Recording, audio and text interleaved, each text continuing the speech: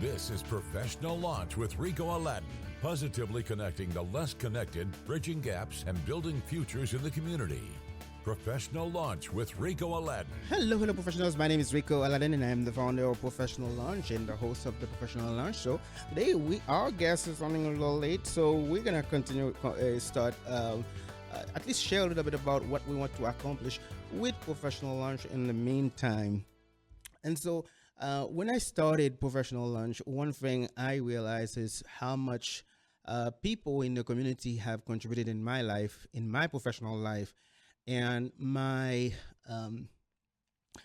goal was, as I was getting a lot from others, I wanted to really create the same opportunities for those who may be in a situation where they are not as connected, they don't know as many people, or they are new in the community. So that's why Professional Launch is, they talk about creating a mentoring platform came about. And so, as you can see right now, those of you who follow the show, who follow what I have said about the platform and where we are, and so this is what we are trying to do. So when we talk to professionals, one thing we try to learn about what they have been able to accomplish, and also the help, the support they have gotten along the way, and how what advice they can give others in their, who are trying to launch their own careers. So as you can see, my guest just walk right across the camera there to get on. And my guest is Simone. I'll give you a second to remove your jacket and get settled in. You don't have to wear the headphone, and so we're good there. And so and as I was saying, creating that platform is really to help those who are underconnected, trying to find someone who can help them identify a path to launch their own careers. And so, because I do believe in mentorship, I say that all the time. I'm a product of mentors, and so creating that platform to help those who are trying to find a career path, connect with someone who can help them do that, is really, really a big goal of mine. Now that my guest is in right now, Simone, welcome to the show. Hello, thank you so much. Wonderful. So, one thing we always ask the guests to tell us a little bit about, themselves. And I think you are no stranger to the community. You have done so much building this community, creating opportunities for folks to connect. So please tell the Professional Launch audience at least a little bit about you for those who may not know who you are. Yeah, my name is Simone, and I am the co-founder and creative director of Folkways, which is a community organization that is working to fight isolation and loneliness through collective experiences and creating spaces where you feel like you belong. So I'm originally from Moorhead. I'm a longtime community member. My parents have lived here forever, and they're definitely an ingrained part of the community as well. So I'm a Fargo-Moorheadian through and through. I left for college for a little while to live in Minneapolis, and then came back to just start something and to become part of the community again. So my partner Joe and I started Folkways back in 2015. We started with a bunch of just little small projects and experiences to see what stuck. And the things that stuck were Red River Market, which we had our opening day last weekend, which was incredible. Night Bazaar, which is kind of like a festival, community festival event in the evenings, and then a Christmas market. We do lots of other community projects as well, murals. We run a program called Campus FM, but it's really just grown into the community, and we've been able to keep it going for 11 years now, which is awesome, and become just like a known community nonprofit. Wonderful. So, a big part about this show is really to learn from the stories of those who are doing wonderful things in the community. And so I'm curious, what got you involved into community work, for community focused work in providing a connection between folks and also create really a place where people can feel that they belong? Yeah, absolutely. Well, I studied marketing in college, and I always kind of knew that I wanted to market ideas versus things. The idea of like just trying to use those skills to sell things was kind of depressing to me a little bit. And the idea that you could be more of like a publicist, or you could like more like share a message or like a mission was definitely more interesting to me, and like use those marketing skills to build a community and rally people around something was definitely more challenging, because I think it'd be easier just to advertise a thing and sell it. But definitely more interesting and a challenge that I find really fun. So kind of getting into it, we wanted to kind of give back to the community that we grew up in, and we wanted to kind of contribute to the vibrancy of the place. Like downtown was just starting to kind of pick back up in its little renaissance, and we loved doing events and going to events, and we traveled a bunch and seen some really cool events and farmers markets and things. And I'd say I use the farmers market kind of as like the kickstart. We did a lot of projects before then, but that was kind of like the biggest one that stuck. And we were, looking at like things that contributed to bettering downtowns and vibrant communities. And one of them was a farmer's market, and we had done a couple events together before, and we were like, we could probably do that. And we planned the first one with a couple volunteer friends in a couple months, and we kicked it off with 10 vendors and a couple hundred people coming. And last weekend we had like 80 vendors, and we had about 8,000 people come. Oh my goodness. So yeah, in the last 11 years, it kind of grew exponentially. I think like we kind of doubled it every year. We've kind of leveled off a little bit, thank goodness, because there's no way we could double it now. Yeah. But it's just like, it's become more than just a farmer's market, or more than just like a nonprofit that's putting on events.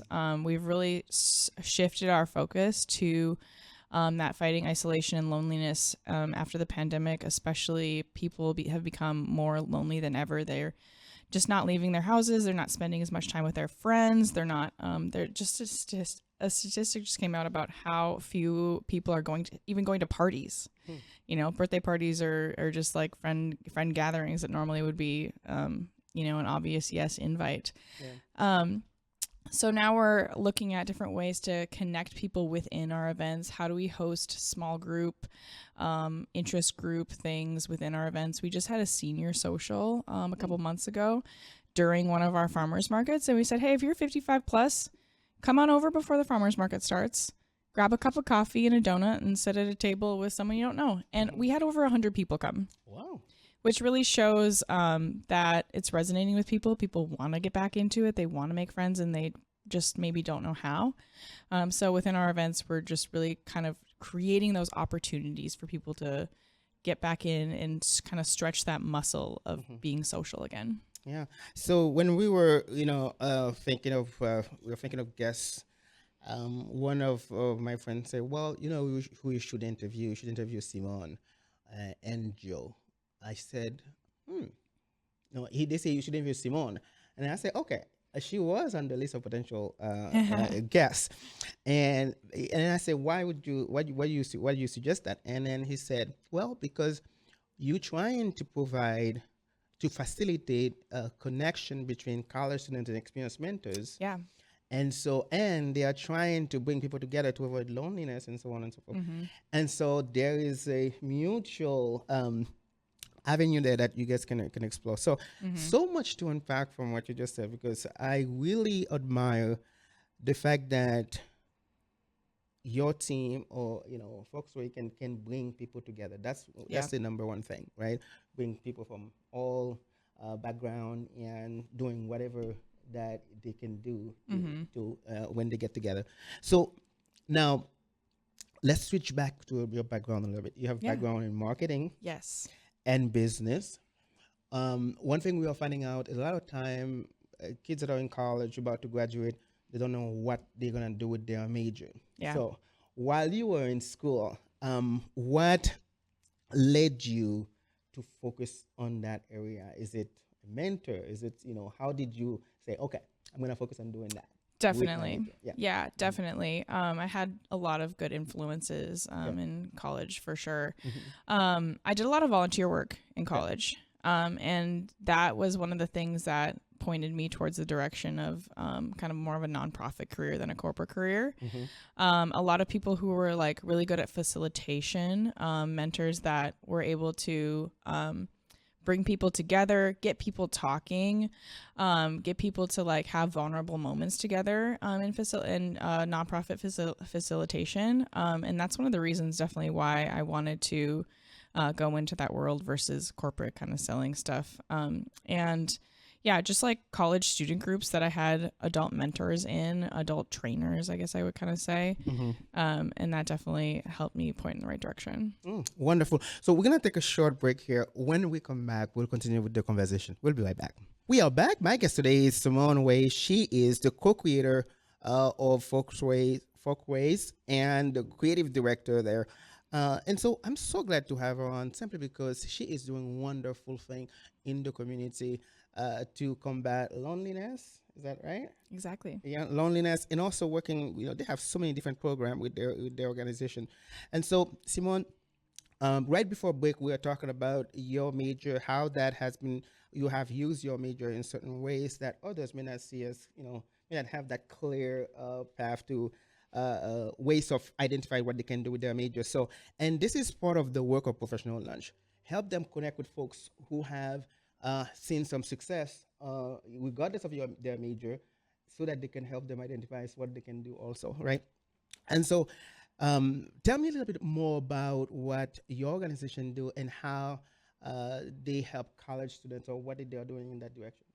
Yeah, absolutely. So we started a program called Campus FM a few years ago, and it was really started as a solution to one of the issues our community faces, which is workforce challenges. Not enough people here to fill open jobs. And one of the assets that we have in our community is college students. We have tons of college students moving to the community for their education, and not all of them end up staying to launch their careers here. One of the challenges that we have is being able to authentically reach those students and be able to connect with them.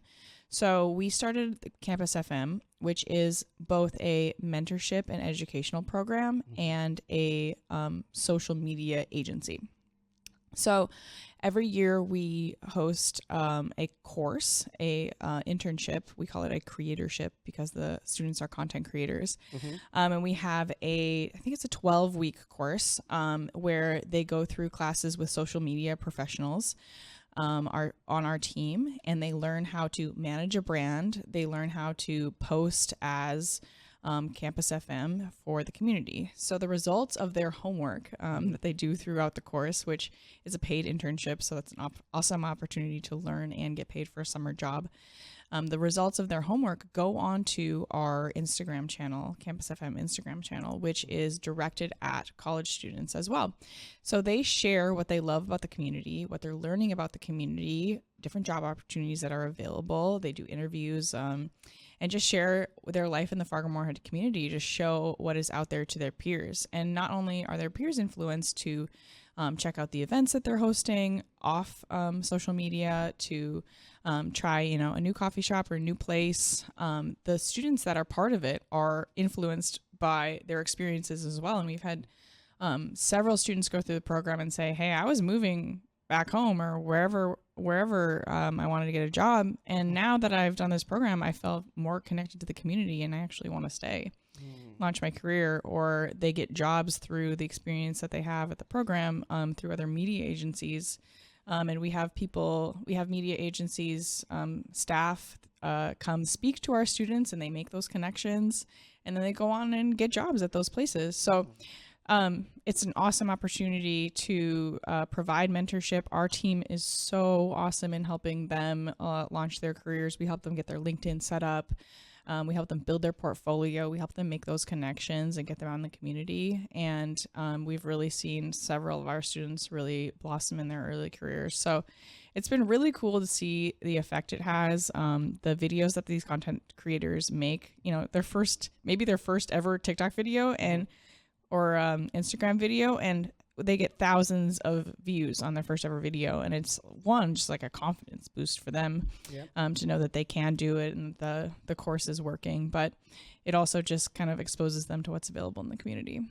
Wonderful, wonderful. So, I would not, we cannot go any further without talking about the market, because the market Yes. is probably the most successful program that you guys have. Absolutely. And I see some stat on your page is over 143,000 visitors last year, 115 small businesses engaged. And so, what do you think makes your event, especially with the market, resonate so deeply with the community?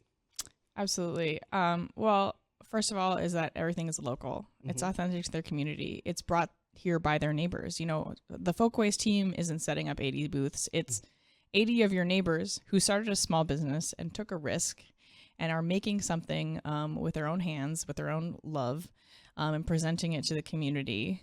And it's really authentic to who we are as Fargo-Moorhead residents. And then I think the other part of it is that it's more than just a farmer's market. It's kind of more like a community festival or a county fair, honestly, at this point.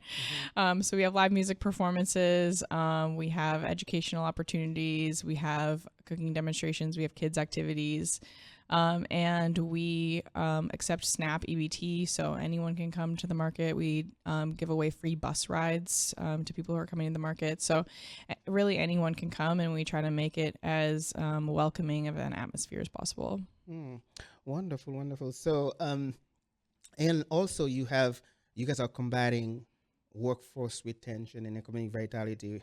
And so tell me, is that just with Campus FM, or is it something on its own? Yeah, well, even just like if you think about like the market and Night Bazaar and our events, we've had, I think, over 30 small businesses launch as a part of the market. So when you think about going to the grocery store, all that money is going back to a huge corporation that's not owned in the community. And I think they say like if you spend $1 with a locally owned business, it recirculates like 3 different times instead of just one time.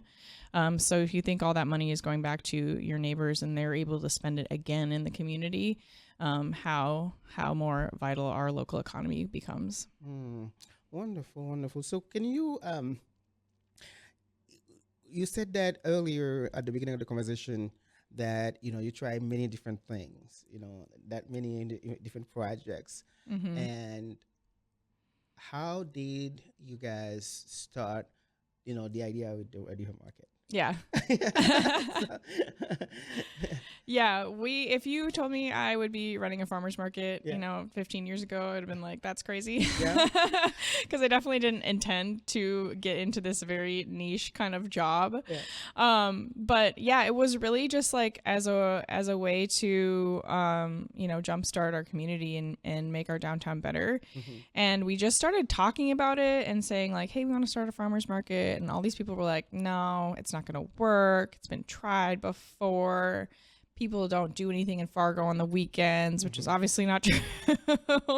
There were definitely a lot of naysayers when we first got started. But we had a really dedicated group of volunteers who were so excited to start it, and we had the right skills. We had someone who was really passionate about the guidelines and how market vendors should be accepted. We have someone who's really excited about social media. I was kind of on the marketing PR. Joe was kind of on the business organization.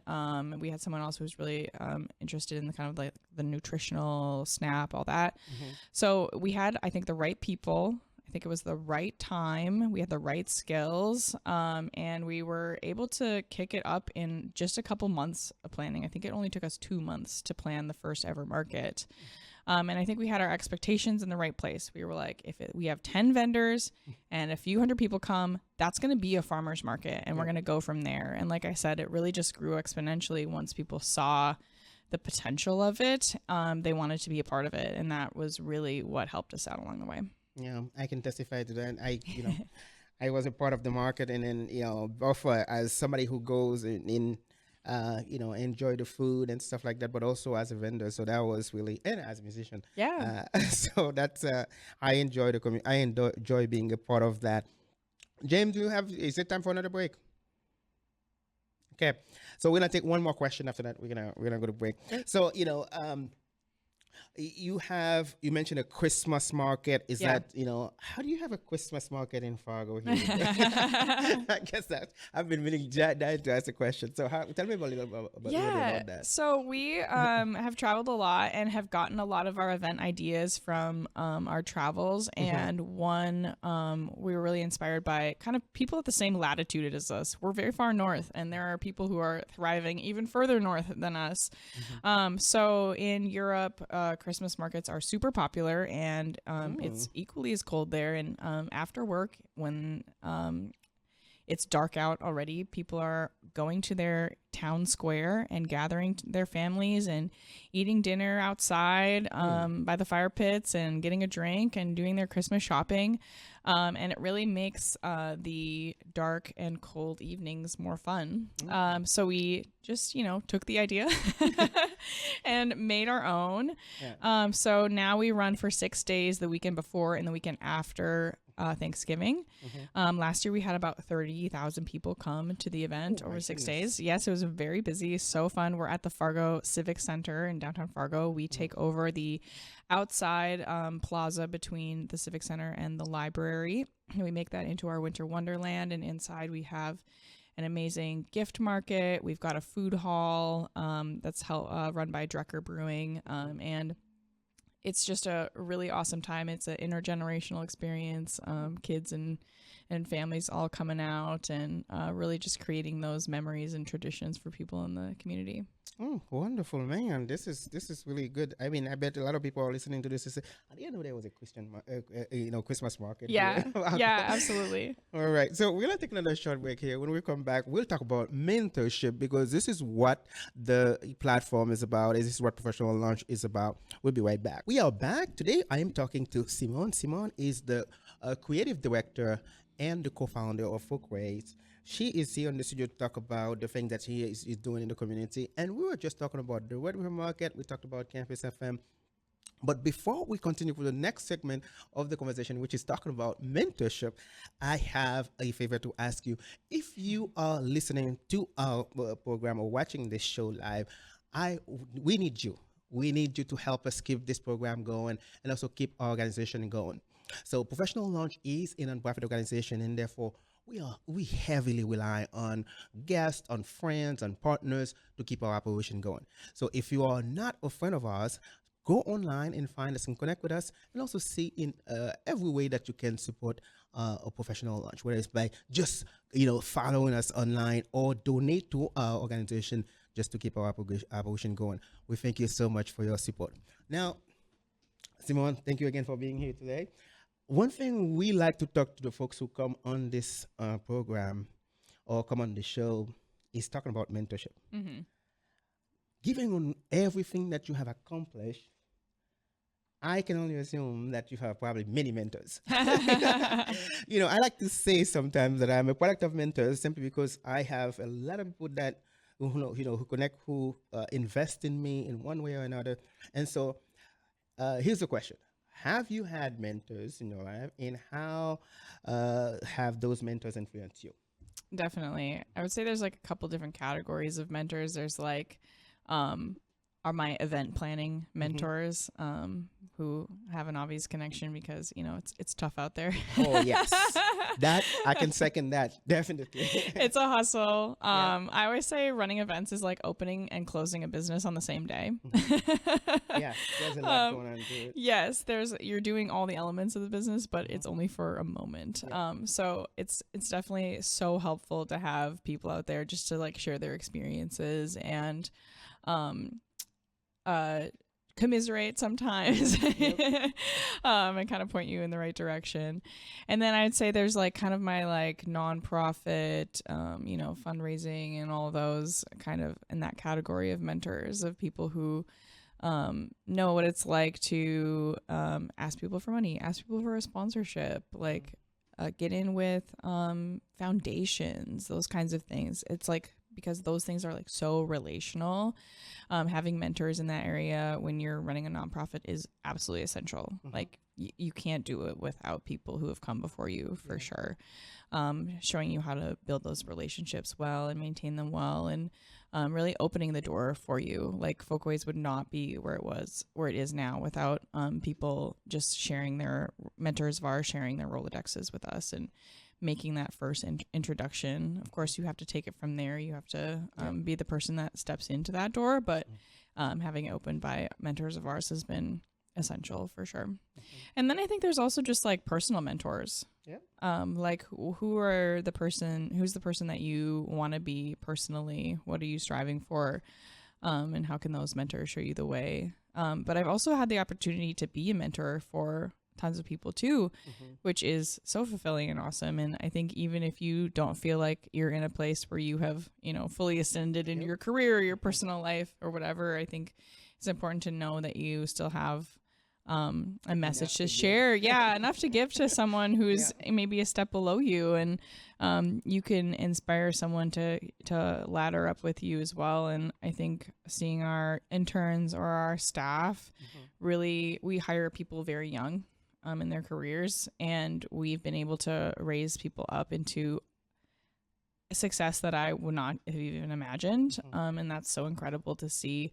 I think, most people see like the crowning things of my careers being the events that we've created, but I personally think that it's the staff that I've worked with since they were 20, 19, 18, and seeing them in, they're 20, 25 now.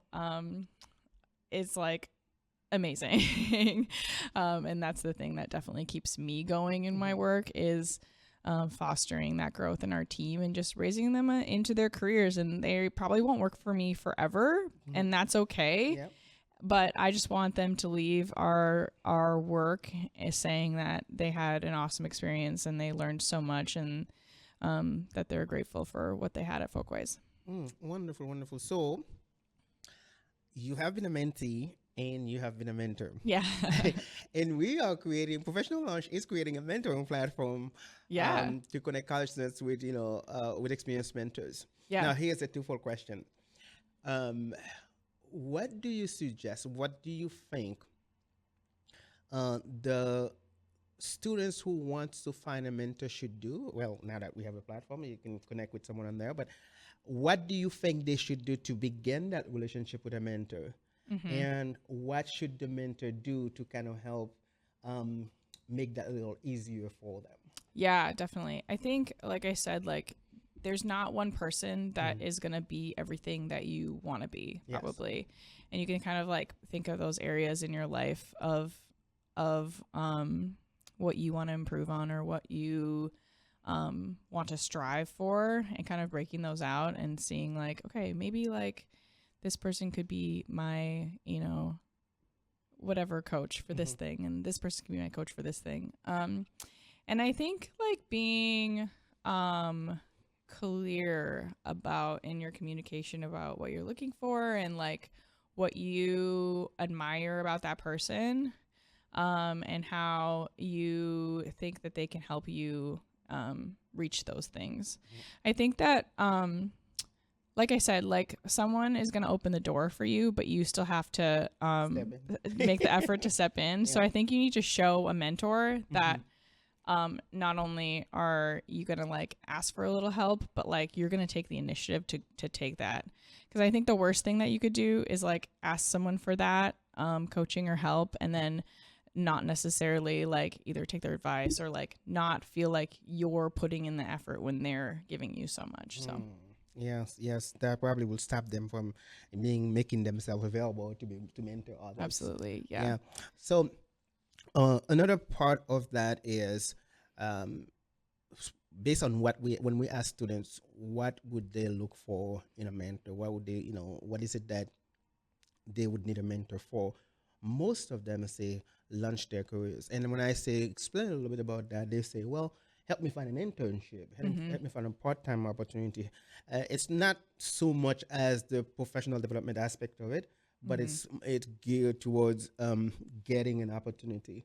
And I think that's something that as a mentor, we have to help them understand sometimes if it's there, it's there. If it's not, It's not. But on your part, what is it? What one piece of advice that you have received from your mentors that has served you for as long as you can remember? Oh my gosh, so many things. Is Okay, hard give to me pick. one, give me one or two. Oh man, I think it's really to be mission driven for sure. I think that like you can even if you're not in a nonprofit career, I think you can pick like your personal mission and be driving towards that. What do I want to be? What do I want to like? If you can define those things and you can be pointing towards that, you'll always know that you're making the right decision. I think that like people along the way have definitely helped, mentors along the way have definitely helped me kind of like craft what that is for myself.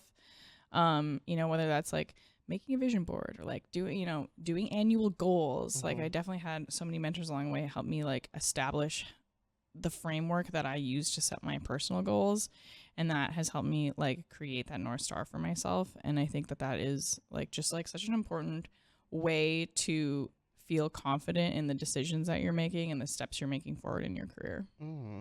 Wonderful, wonderful. It looks like we're probably gonna take another break here soon. So one more question, and then we're gonna go to break. So looking back at your career right now, what advice would you give someone looking to use arts and gathering to solve real world community challenges? Yeah, I think that you just have to start doing it. I think for a long time, or when I first started, there's like so many ways that you can hold yourself back and say, oh, it's like not the right time, or like something has to be perfect before I'm ready to do it. And I think that that is like such a misnomer. Like I think that there's a phrase out there that's like, if you're not like slightly embarrassed by it, you've waited too long. And most people don't need to see perfect, because the perfect that you have in your head, it's not real. It's not real. And like it's better to just get something out there and to try something.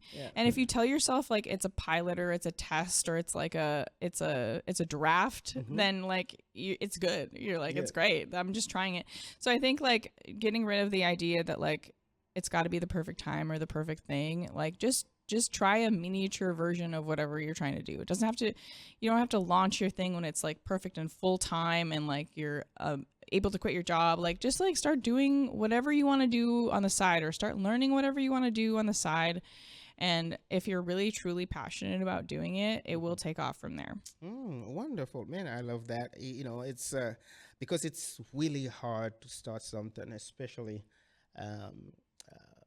when you don't have all the pieces together. Absolutely. Right? It's really hard. So we're going to take another short break here. When we come back, we'll continue with the conversation.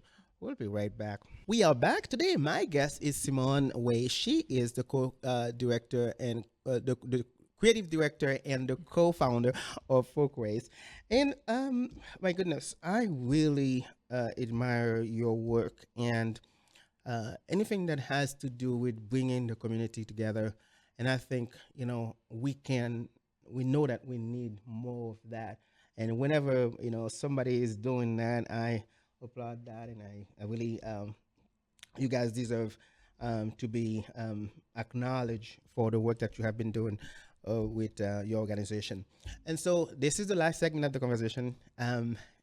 One question I want to ask, I want to circle back to the very beginning when you said you guys try many things. Yes. And can you name one project you start and give me the reason why it didn't go far? Yeah. And, how was the decision to just drop it? Yeah. Oh man, so many things. Well, one thing that we used to do that we don't do anymore is that, like, I think it's like things evolve, right? And one of the things we first started doing was just like having concerts at our house. It was super fun. It was great. We were trying to highlight different local musicians, and get them out there. And eventually it kind of like petered out a little bit and less people were coming. And it's because other things were taking off. You know, it wasn't necessarily like, oh, that was a failure. I mean, whatever, you know, maybe.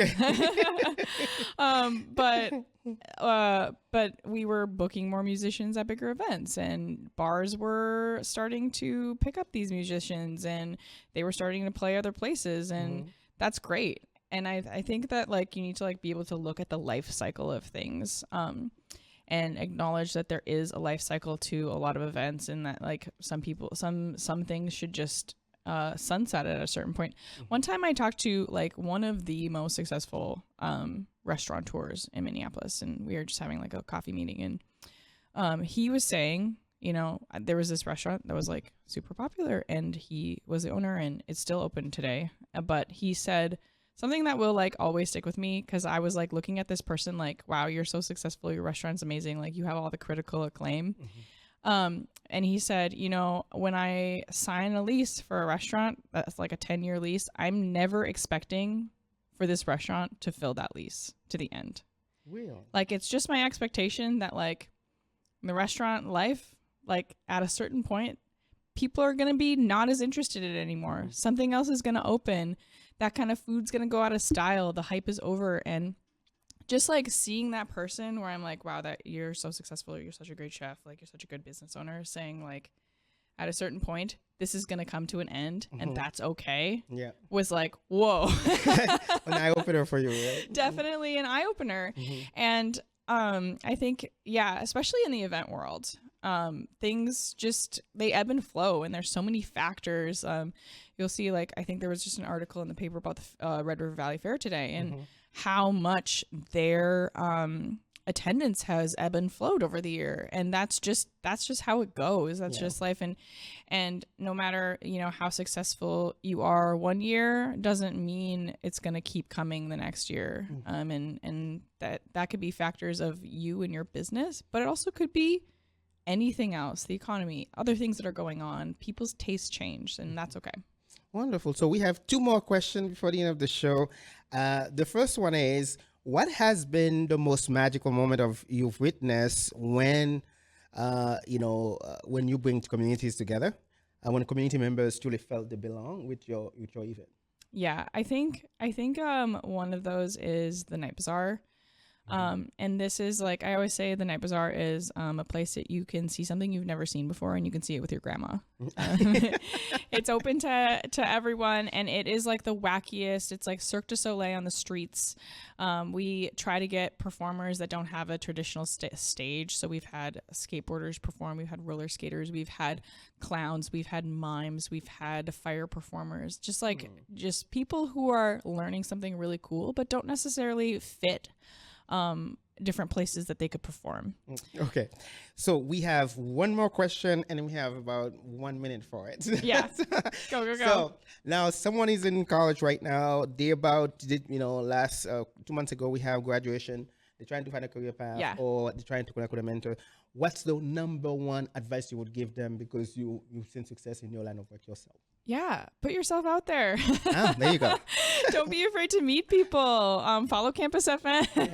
There you go. Wonderful. Simone, we have just a couple of about 30 seconds left. Yeah. Thank you so much for being on today. And I know that I would like to interview both of you together, you and the other co-founder, Joe. Joe. Man, such a nice name. It just slipped me for a second there. But I would love to have both of you on to share more about what, your organization is doing to bring people together, and how we can talk a little bit about inclusion and everything that, how you guys have been able to do it, and what other things that can be done to continue to do just that. Now, Professional Lunch is a nonprofit organization, and so therefore we heavily rely on you, friends and guests and partners, to keep our operation going. Please visit professionallunch.org and see all the ways that you can help us support our operation. We thank you so much for your support, and we know that we are creating something together in the community. Now, this is the part that I tell you. It's up to you to make today a great day. Have a great day.